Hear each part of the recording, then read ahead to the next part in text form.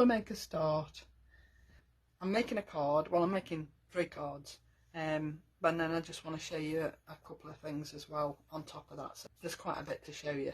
I really wanted to use this new collection because I think they are fabulous. They're so cute. I mean, I know Lisa does flowers, but a lot of Lisa's flowers are quite big, and these are just perfect. So for all your smaller cards, for posting abroad, absolutely perfect. They're just so beautiful. This is called Posy of Roses. So we're using these 2.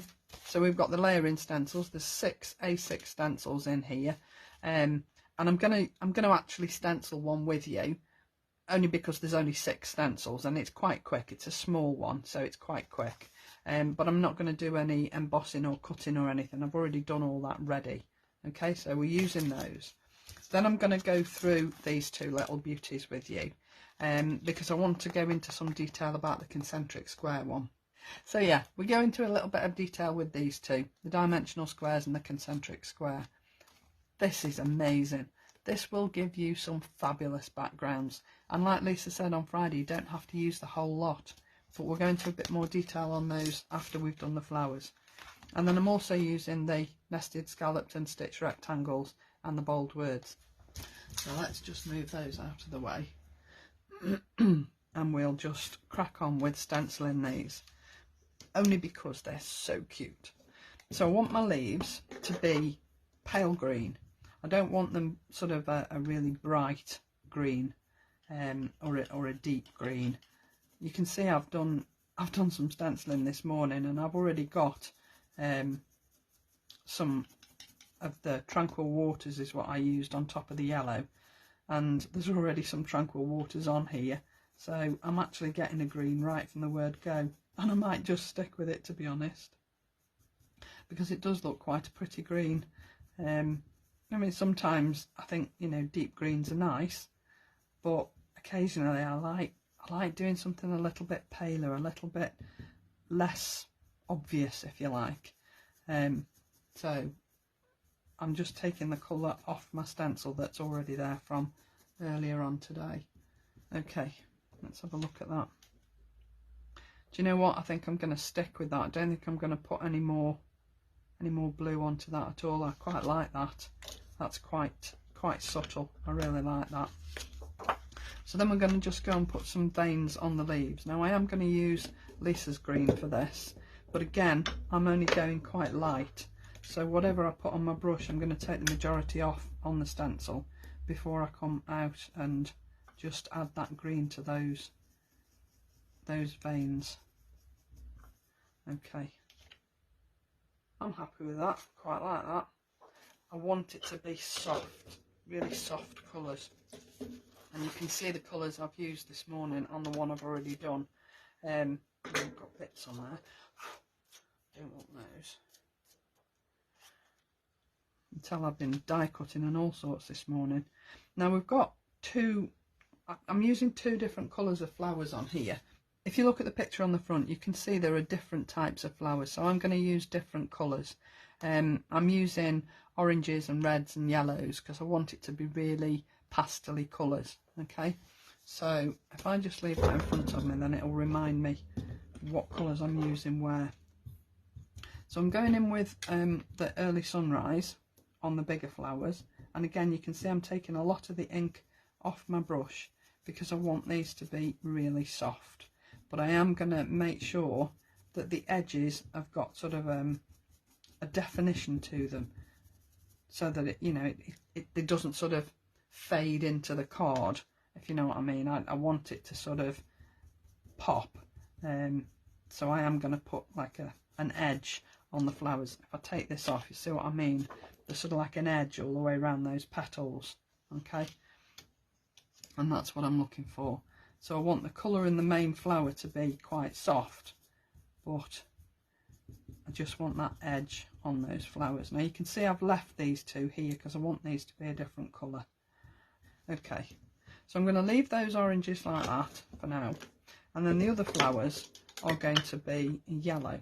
And again, I'm starting on the mylar on the stencil and just dragging the colour in, because I want the colours to be reasonably soft. Okay, so we'll leave that at that. Quite like that effect. So now we're coming in with the detail and then these extra little flowers here. So again, I want those flowers yellow, so I'm going to go in with my yellow on here. Now you can see there's some orange on the stencil from earlier on. I'm not worried about that because I was going to go around the edges with the orange anyway, so I don't mind about that. Obviously if you're doing totally different colours, then you're going to have to just wipe your stencils over if you don't want any colour contamination. But sometimes I think it's just worth having a go, because sometimes you come out with a colour that's like, oh wow, quite like that. So I'm just coming onto the edges of these yellow flowers with my orange, because I don't want them totally orange. And I'll go in on the veins on that one a little bit darker. It's just about, you know, your colours on these, you're only limited by your own imagination, you know.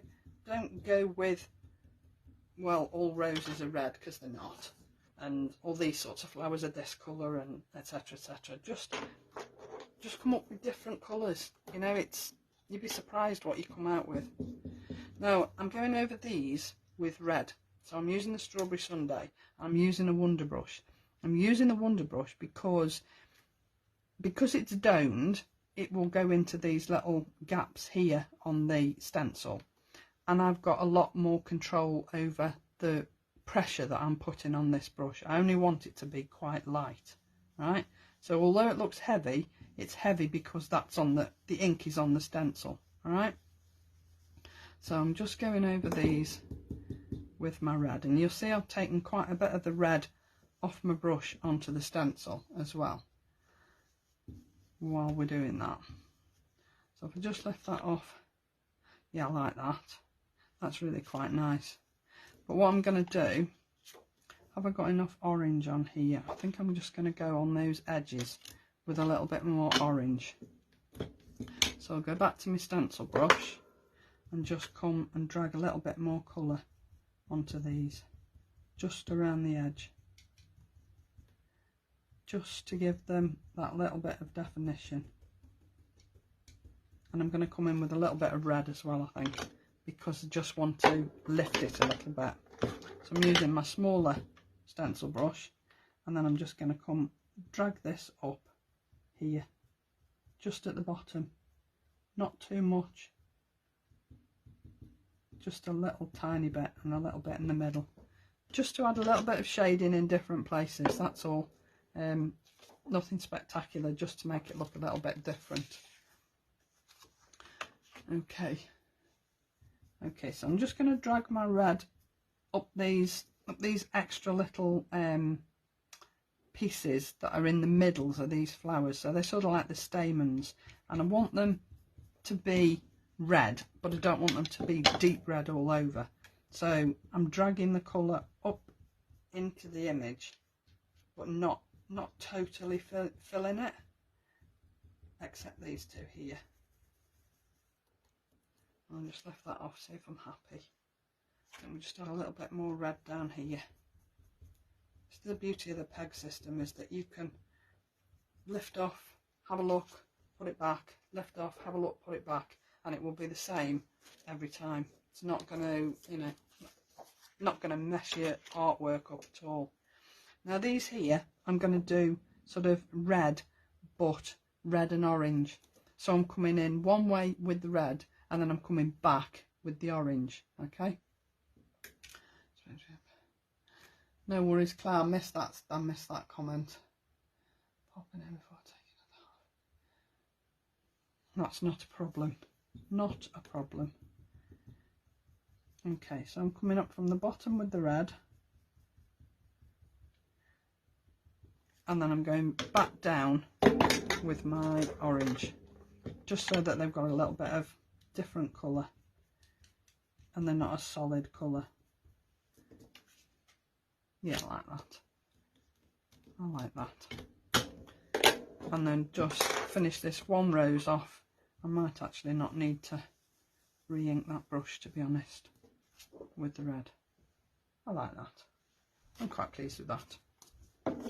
So you see, those colours are really, really soft. Now, if you've got Lisa's inks and you've used them a lot, you know that the colours are really, really vibrant. But there is always a way of making them less vibrant. You can make them as soft as you like. If you wanted to make them even softer, put a white base of ink on. Like I used the Picket Fence, the Distress ink, and I just went over everything with a white base first and then added the colour, and that will soften your colours as well. So, you know, it is such a pretty stencil set, and once you've embossed it, it will look amazing. So if I show you the one that I did earlier on, this was the one that I did first, and you can see they are similar colours. I've probably gone a little bit heavier on the red on this one, but they are similar colours, and I just think this looks so delicate, so pretty. So that one's going to look similar once I've embossed it and I've die cut it out. Okay, so I'm using the nested rectangles, like I said, and I'm also using the dimensional squares embossing folder. Now, just because it's a DL embossing folder doesn't mean that you need to use it on a DL card. You can cut your die cut your shape first and then put it through your embossing folder, okay, which is what I've done here. And then all I've done is I've used my ink that's on the brush that I've been using for my stenciling, and I've just brushed against the embossed piece. Now, what I would say is, look at your embossing folder when you get it, and I'll show you this in a second. Look at your embossing folder when you get it, because there are two definite different sides, okay? One will give you a dip here, so that when you ink it, you're inking the line around it, and the other side will give you a lifted piece here. So again, you're catching the corner, but in a different way, okay? So decide which one you like. You might like both, so, you know, vary it, use both. But this one is done with the deboss side rather than the emboss side, which is the other side. But again, I can show you the emboss side on one of the other cards that I'm doing, okay? So I just brushed lightly across this with my red brush, and then just went over it again with the yellow to try and bring the yellow back in the card. All right, now I've cut the largest rectangle because obviously that's got the scallops on it, and then the next one down in white, and then I've cut this one is the next one down, and then just embossed it. Okay, so I'm gonna just rip these off. So I'm just going to pop this down here. Now I've 3D'd this one, and the other two are flat, because I think, you know I like depth on my cards, but sometimes I think you can have too much. I'm putting this one the right way up, so make sure that it doesn't overhang your card too much, because obviously you're going to put this in an envelope. The envelope is slightly bigger than your card, so you don't want too much hanging over the edge. Okay, now I've already put my pads on the back, so I'm going to pop that down there, making sure that your leaves aren't overhanging your card. Okay, pop that down there, and then I've die cut the friend from the Bold Words set. So I've used the mat and the layer, so I've used the word, and then I've used the little mat that goes with it, and then I've cut it again in black and just offset it slightly so that I've got a little shadow, so that it actually stands out on this card here. And then I wanted to raise it up because it will stand out even more. Okay, and I want it to sit just inside the line, so I'm going to find a space where it will fit completely on that yellow window part, but preferably straight. All right, and then I'm just going to add 3 little gems just to finish it off, because I think just adding they just give like a little finishing touch.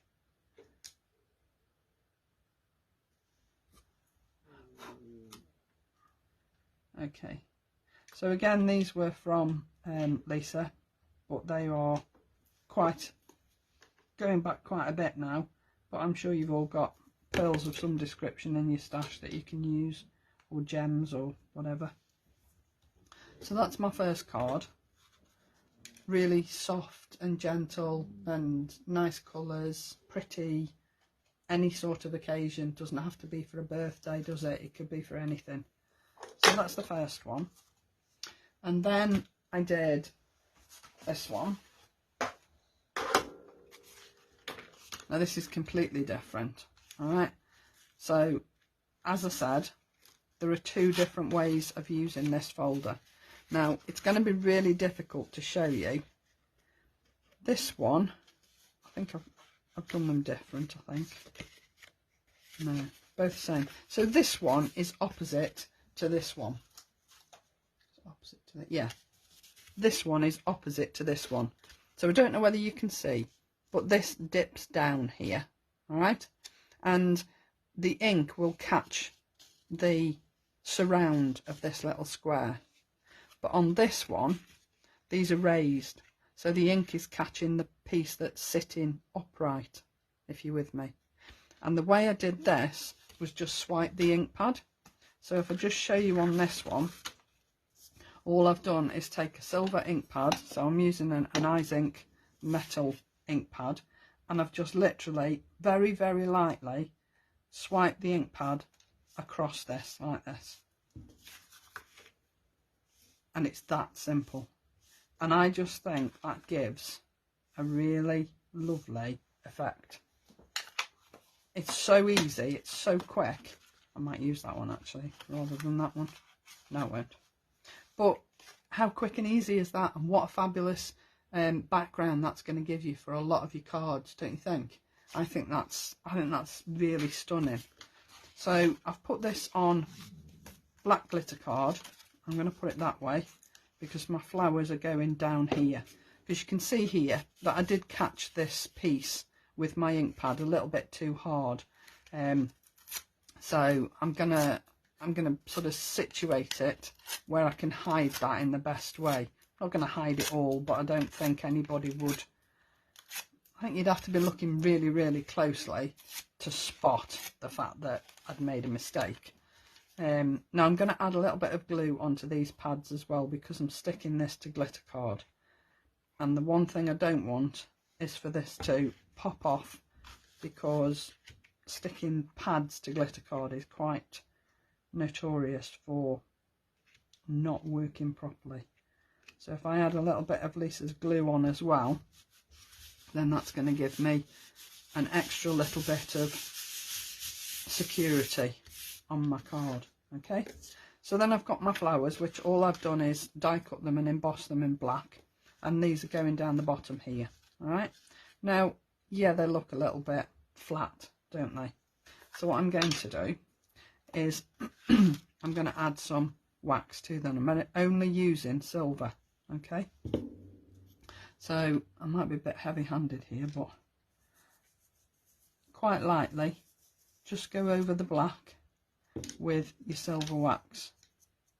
Okay, and if you do it quite lightly, then you won't get wax where you shouldn't have wax with a bit of luck. Doesn't matter if you do, because you can go on with either your little eraser, where's mine, this, and go on with this and take a lot of the excess off with that, or you can use a black pencil where you've gone over and just cover it over with black pencil. That will work as well. But if you're gentle, so little and often. Okay, so I'm just lifted that with a little bit of silver wax, and that's all I'm adding. Okay, and then I can put that down there, and that's going to sit quite nicely behind there. Now looking at it now, I thought the wax would be enough to lift it, all right, but I think if I popped a white behind here, and then I've just cut my sentiment in Lisa's holographic card and backed it onto black, so that it is all literally tied up in the same sort of colourways. Okay, so I've got silver and black, silver and black. The black base bit is glitter card, Lisa's black glitter card, and then I've just put my silver wax on this piece here. So that is completely different to that one, and yet I've used exactly the same things. So that's the black and white one, and I've showed you how I did the shading on there. So then this other one I've based on one that Mary did, and Mary's is all white with blue flowers, and I've made mine black with black flowers. And again, I'm going to go over that with wax, and I'm going to use silver wax on my flowers. Now I'm adding this flat. I could add it with 3D pads, but I just think sometimes, and there's always a place for raised, you know, 3D'd, and then there's a place for not 3D'd. It would probably look better in 3D. Okay, so I've got my piece of embossed card in the middle. You can see this is the concentric square. Doesn't that look amazing? I've cut that in hollow card. Doesn't that look fabulous? It's such a clever embossing folder, and I love it. So then I'm going to add my flowers. Now I can either add my flowers down here and have my sentiment at the top, or have my flowers up here and have my sentiment at the bottom. I think I quite like them at the top actually. Put my flowers down here. So again, I'm just going to add, and I might go a little bit heavier with this actually, just because I want it to stand out a little bit more. But you can see how quick using this wax on black card is. It's just stunning. I was going to add them in red, and I'd got a piece of grey card and I inked it with Strawberry Sundae pigment ink, and then I went over with silver wax. I'll show you that one. And when I'd done it, I didn't like it, because I was gonna go red on here, and I didn't like it. I will use it, but I just won't use it on this card. Okay, so I've done my inking. I've gone a little bit heavier with this one, just because really, no reason. And then I shall add my sentiment in the middle. So I've got my flowers down the bottom. Now I will 3D these. I'm going to put 3D pads on those, and I'm going to raise those up a little bit, as I will with the sentiment. Okay, so again, another way of using the same flowers, but looking totally different. So let's just have a quick look at the embossing folders. Now these are very different for Lisa, but very different in a fabulous way. Now I've told you about this folder before, in as much as there's definitely an emboss and a deboss, but either way looks good, and you can make it look totally different depending on which way you use it, the deboss or the emboss side. But all you need to remember is, if there's a lifting bit, which this bit is, that's going to push up through your card. Okay, so that's going to raise through your card on here. So if I put this on here like that, and again, like I said, just because it's a DL folder doesn't mean you've got to use it as a DL folder. So if I just whiz this through here, I've got my Cuttlebug out, which I haven't used for simply ages, and if you used it right, Dawn, it would work. Won't work with too many plates in, will it? Okay, let's just whiz that through. I like that because it fits on my desk, whereas the other one doesn't. Okay, so if you look at this, I don't know whether you'll be able to see it, but these little pieces here are all raised on the right side of the card. Okay, so if I just use a bijou brush in blue, I don't know whether there's any ink left on this, but we'll see. And if I just brush this across here, whoops, like this, might just add a little bit more ink actually, because I thought, I don't know whether you saw the card that I put in the group, I thought it looked like a window, because the light catches where the embossed pieces come up through the card. and this is quite light. I'm not putting any pressure on this at all, so this is hardly any pressure. But I just think it gives a really cool effect, and it just lifts that embossing enough for you to use it in the background.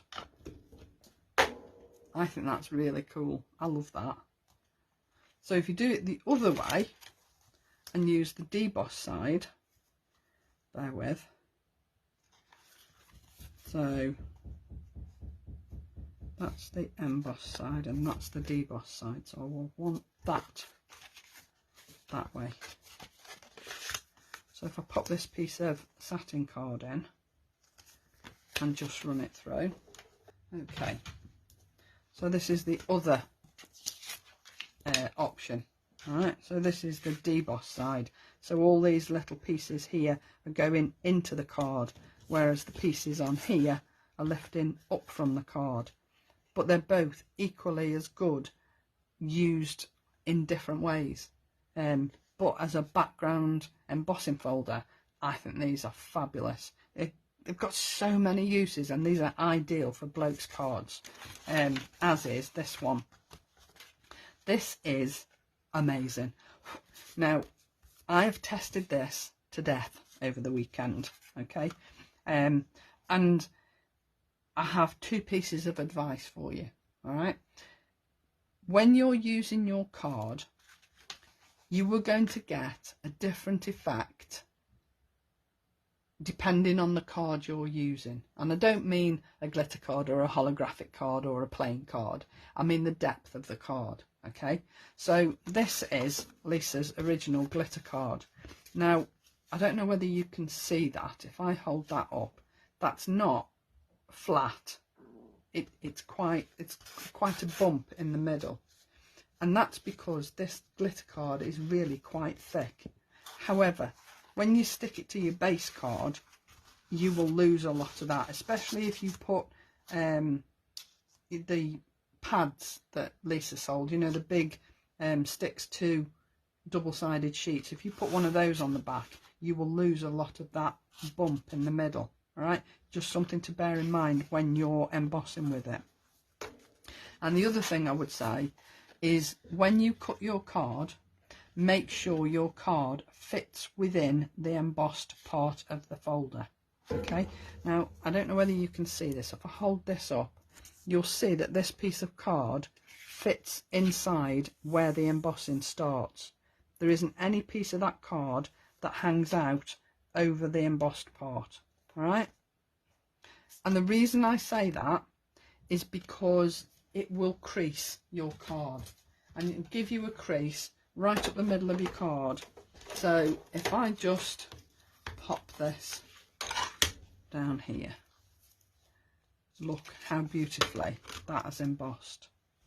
And this is flat, so you see what I mean, the difference between the thickness of the card. Again, this is it's 5.5 inches by 5.5 inches because the folder's 6 by 6, but then obviously you've got that little lip all the way round. So I've measured from one edge of the embossing part to the other edge of the embossing part, okay, just to make sure that the card is the right size.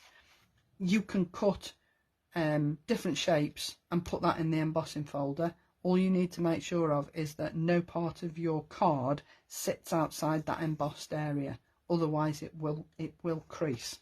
Okay, so that's Lisa's linen texture card, and I think that's embossed beautifully. And again, there's a definite not right and wrong, but there's a definite emboss and deboss, and the way you can tell is by the little square in the middle. So if you run your finger over the little square in the middle, it will either sit proud or your nail will go into it. Okay, so this is the deboss side and this is the emboss side. All right, and I just think it gives such a beautiful finish. Now this piece, I embossed the card and then I thought, actually I don't want to use the whole piece, I just want a piece cut out in the middle. So I put my rectangle on the card and ran it through the machine, and it's flattened the embossing but not totally, so it's left an emboss. If you listen,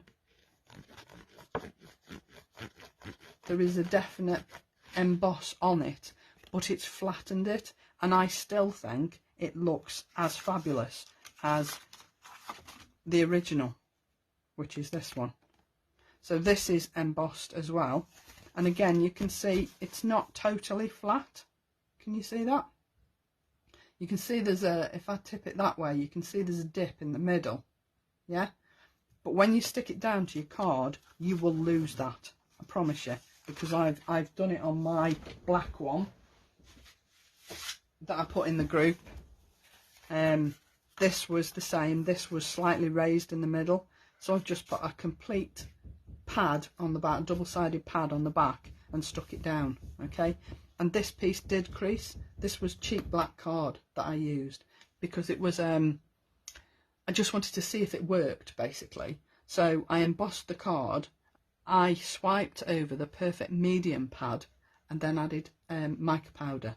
So this is Lisa's original mica powders that she brought out. This is the Azure, and I just brushed it over and then got rid of it, and then used my eraser, this, to get rid of any excess that was between the embossed lines.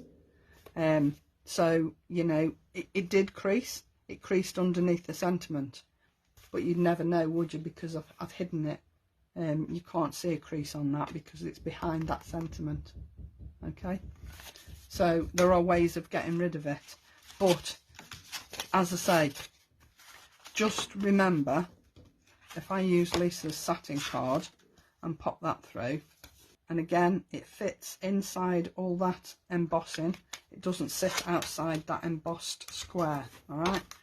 Please bear that in mind. It'll save you wasting, not that you waste your card, because you can hide it.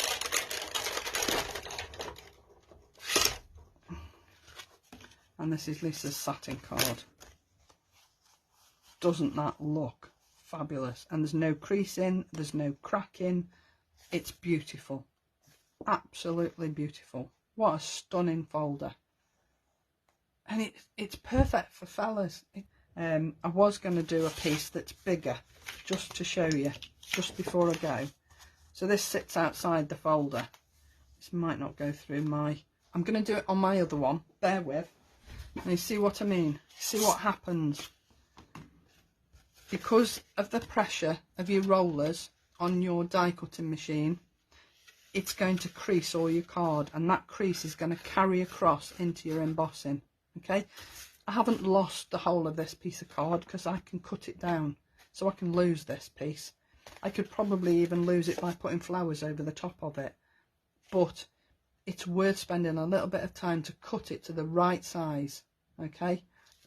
So there's my original card that I made, and then the second one, which I'm going to put a silver backing on those flowers, and then I'm going to put that down on 3D pads, and I'll put all these in the group afterwards, just so that you can see them all. Okay, so they're all together. Thanks so much for joining me. I really do appreciate it. See you all soon. Bye now.